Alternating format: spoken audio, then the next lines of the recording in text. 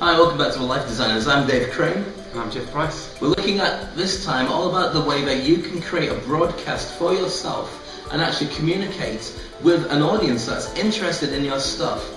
Before we were talking about media, conventional media, radio, TV, newspapers, where it was all one-way communication. The idea is somebody decides, as an editor, they have more knowledge of what they think is good for you than you do. They create a product. They make it a bit nichey. It might be about news, or it might be about cars, or it might be about football. It could be about any particular product. But they're going to tell you exactly what you need to know, because they'll send it out in a magazine, they newspaper. think you need to know. Well, that's very true. What they think is right. So they send it out, and it's a one-directional thing. But the only way that they can tell it if it's popular or not is purely by somebody buying it. And in many cases, if it's sponsored, there's no way of monitoring whether it actually hit the note or not, because somebody paid for it and they're not monitoring whether it was paid for and taken off the shelves or not. There's a real change now, because due to the internet, you can create exactly a product that you know that an audience is asking for, because now it can be a two-way communication. I'll give an example. Last night I was watching a webinar, which is an online seminar hosted by two friends of mine, Dean Hunt and James Reynolds. They were talking about public speaking, and they had about 200 people on the broadcast.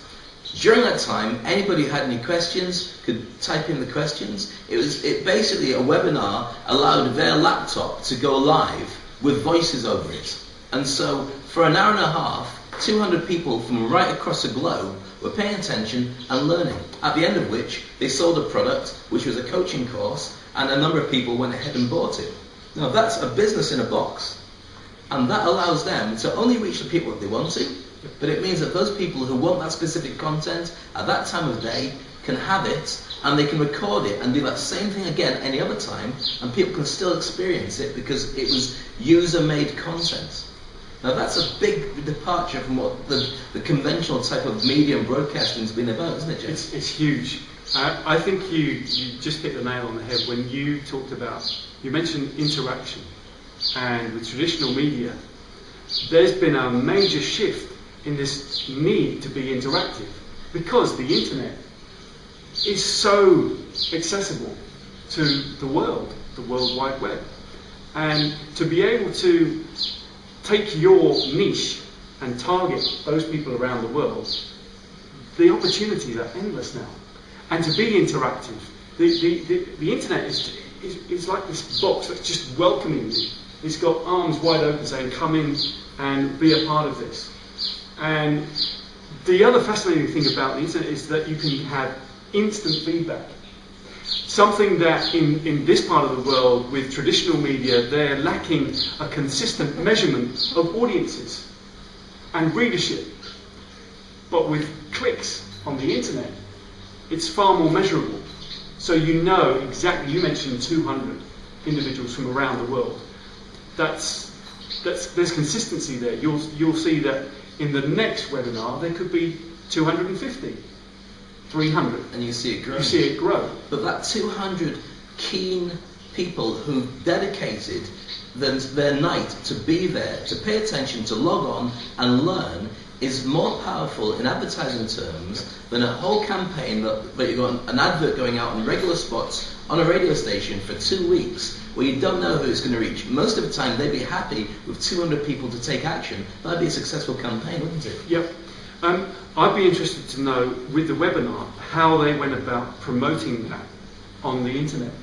How did you get to hear about it? It was done with a combination of emails being sent to an existing list of people who subscribe to say that they like following the blogs and all the stuff that's already out there, and then through Facebook and social media, literally about 12 hours before the actual broadcast happened, let people know this is on tonight, and then being a bit more up-tempo on it, sending about 3 or 4 messages about 2-3 hours before the actual webinar started. But also, this is key, getting a number of key people, in this case like myself, who's in their community, with Dean and James, because they will do it for me as well when we do one on Saturday, key people who have got big lists to tell their people that something exciting is happening. Now I realise that even on Facebook I've got access to maybe about 9,000 people, 10,000 people or so, with Facebook, Twitter, my own list, and various different ways I've got of broadcasting to people, not everybody's going to be interested in my stuff, guaranteed, or interested in any particular subject. But what they will have an interest in is when something comes up that they want, they will take action and pay attention to it. And that's why it's so important to have a community of people interested in making things happen. Right now, I get approached all the time by events and organisations saying, can you promote something to your list? And I'll only promote it if it's relevant to them.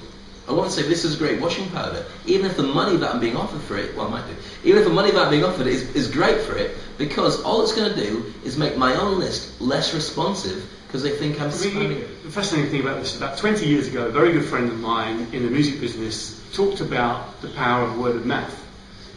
It's the best form of advertising. When you look at the internet now, and particularly social media, you've basically got this social network of people who are spreading the word of mouth. They've all got similar interests. They're sharing their interests around the world. And you've got now a very tight-knit community on the internet.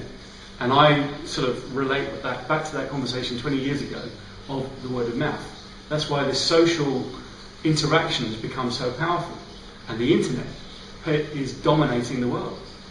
That's where people are becoming very successful. If you look now in traditional media of radio and television, a lot of them are looking at podcasting and video casting because they know that there's a much bigger community in the world of the internet.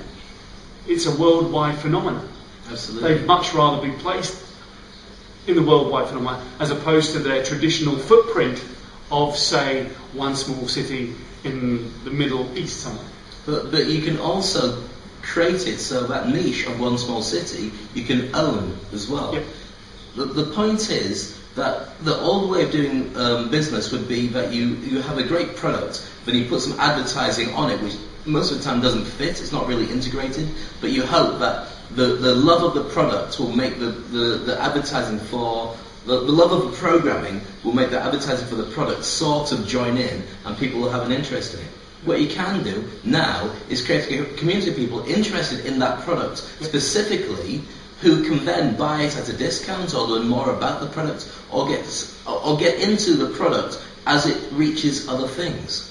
So there's a different way now of getting out into the internet based on that two-way communication. The tools that are available to you on the internet enable that search and that focus to be far more refined and concentrated.